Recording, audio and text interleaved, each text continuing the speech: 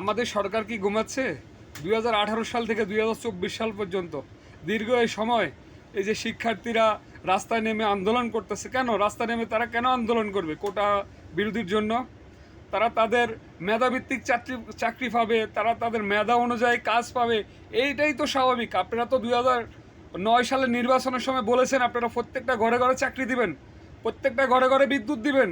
কোথায়? প্রত্যেকটা ঘরে ঘরে চাকরি থাক দূরে কথা, তা চাকরির আশেপাশেও কিছু নাই।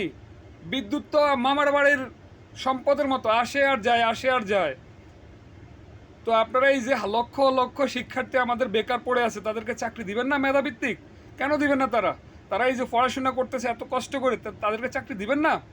দেশ উন্নয়নে তাদেরকে চাকরি দিবেন না? তাদেরকে সুযোগ দিবেন না? আপনারা কি দুর্নীতিবাজ বানাবেন? মতিউর, তারপরে কি বেনিজির, তারপরে কি আসাদুজ্জামান খান, আরও তো আছে পিকে হালদার, এরকম আরও কত হাজার হাজার আছে আমাদের দুর্নীতিবাজ। তাদের বানাবেন আপনারা? এই যে সাধারণ শিক্ষার্থীরা রাস্তায় নেমে এসে তাদের ক্লাস পরীক্ষা সব কিছু বিসর্জন দিয়ে তারা কোটা বিরোধী আন্দোলন করতেছে, আপনারা কি এগুলো চোখে দেখেন না? আপনাদের কি একটু হৃদয় কাঁদে না? আপনারা দরদিবান, আপনারা 10 লাখ রোহিঙ্গাকে জায়গা দিয়েছেন, খাওয়াচ্ছেন, কোনো প্রবলেম তো নেই আমাদের, আমরা তো এই নিয়ে কোনোদিন কোনো বিরোধী করি নাই। তো আপনারা কেন মেধাভিত্তিক চাকরি দিবেন না? কেন আপনারা কোটা রাখবেন? কার জন্য রাখবেন কোটা? কে কোটার সুবিধা নিচ্ছে? যারা দুর্নীতি করে তারাই তো এই কোটার সুবিধা নিচ্ছে। সাধারণ কৃষক, শ্রমিক, একজন দিনমজুর, সে তো এই কোটা আওতা আসতেছে না।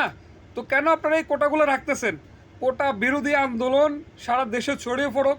আমরা প্রবাসী যারা আছি আমরাও একমত, এই কোটা আমরা চাই না।